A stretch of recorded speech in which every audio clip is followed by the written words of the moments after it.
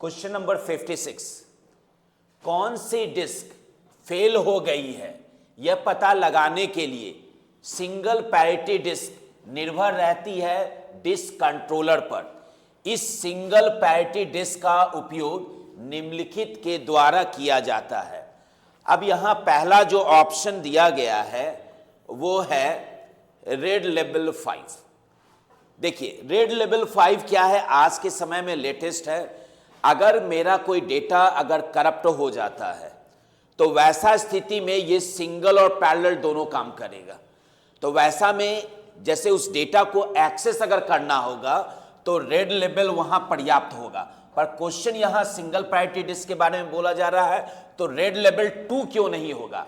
तो red label 2 में mirroring होता है, ज्यादातर मिररिंग होता है।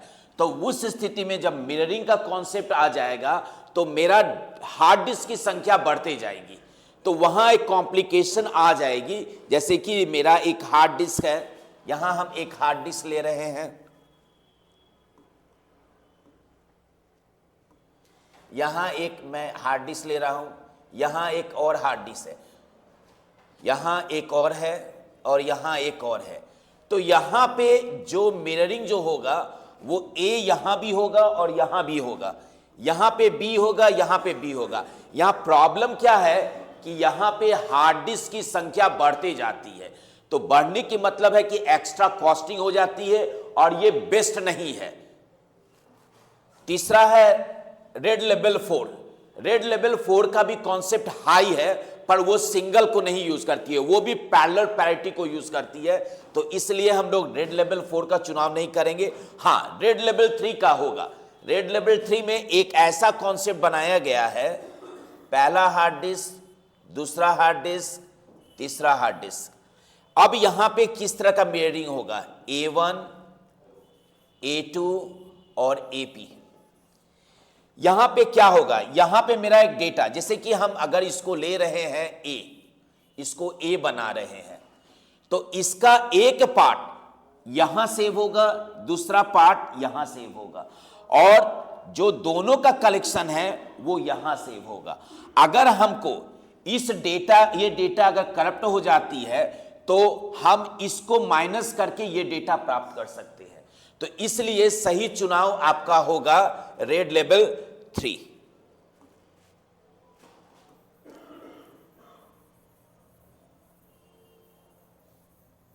अब अगला क्वेश्चन है,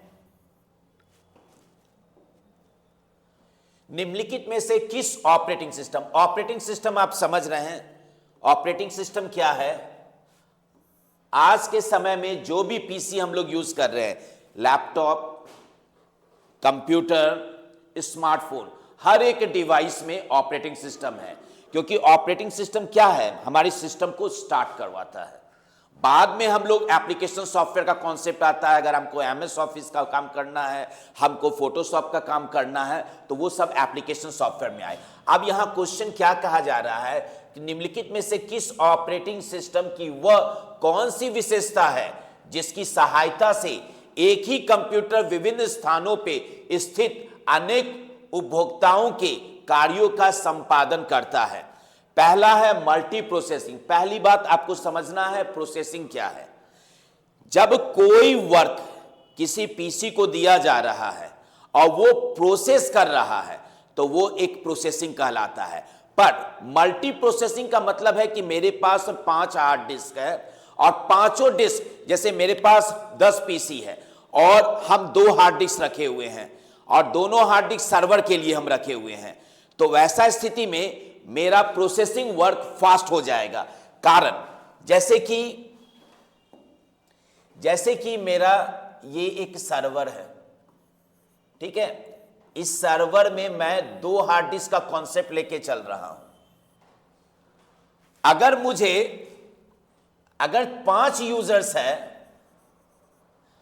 और ये पांचों यूजर अपना डेटा को रन करवाना चाहते हैं या प्रोसेसिंग करवाना चाहते हैं, तो वैसा स्थिति में अगर मेरे पास एक हार्ड डिस्क होगा और ये जो मेरा प्रोसेसर है, एक प्रोसेसर अगर होता है, तो वैसा स्थिति में क्या प्रॉब्लम होगा? हर एक टास्क इस प्रोसेसर पे निर्भर होगा। तो वैसा में क्या होगा, प्रोसेसर हमेशा इंगेज रहेगा। तो वैसा में अगर मेरे पास एक से ज्यादा प्रोसेसर है और उस प्रोसेसर के द्वारा हम हर एक मल्टीपल टास्क करवाना चाहते हैं यूजर से, उससे क्या होगा, उस प्रोसेसर पे लोड कम हो जाएगा। जैसे एक उदाहरण हम कहते हैं कि अगर मुझे 50 कॉपी दी गई चेक करने के लिए, तो शायद मैं उस कॉपी को समय पे नहीं कर सकता। अगर मेरे पास 2 और हेल्पर आ जाए और वो मेरा वर्क कर दे, तो शायद जो कार्य मुझे आधा घंटा में करना है वो कार्य शायद मैं 10 मिनट में कर लूं। तो यही कॉन्सेप्ट यहां पे है। यहां पे मेरे पास क्या है, यहां पे एक मेरे पास सर्वर है और इस सर्वर में मेरे पास एक प्रोसेसर नहीं है, एक से ज्यादा है।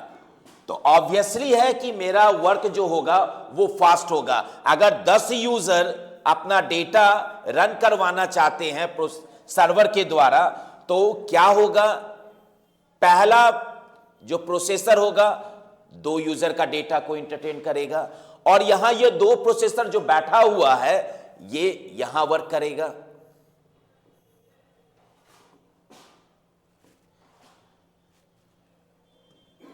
ये यहां वर्क करवाएगा, मे बी 3 यूजर का, यहां बाकी बचा 5 यूजर का। यानी कि हर एक प्रोसेसर अपना कार्य करता रहेगा, कोई भी प्रोसेसर बैठा नहीं रहेगा। तो यही कॉन्सेप्ट है मल्टी प्रोसेसिंग का। मल्टी प्रोसेसिंग में सिंपल समझिए कि मेरे पास एक से ज्यादा प्रोसेसर है और हर प्रोसेसर का हम यूज करवा रहे हैं।